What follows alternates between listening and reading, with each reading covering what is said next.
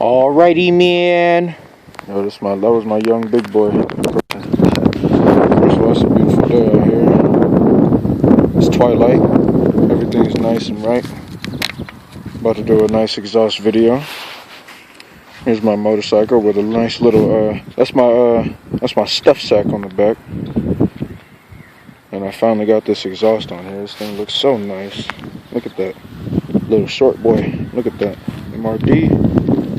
Yeah, looks nice. I'm glad I didn't get the long version because that would have looked like trash. I mean, it's just too long. It would stick out to like right here.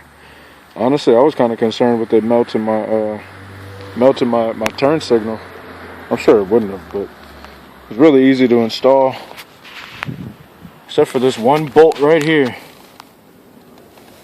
The weld was a little bit off on the pipe, so that bolt went in at like an angle. And I think I threaded it, or I messed up the threads, so I couldn't ever get it tight. But it fits fine without. It looks nice. Definitely got to get that heat shield on there. This little spot right there is from my rain pants getting melted on right there.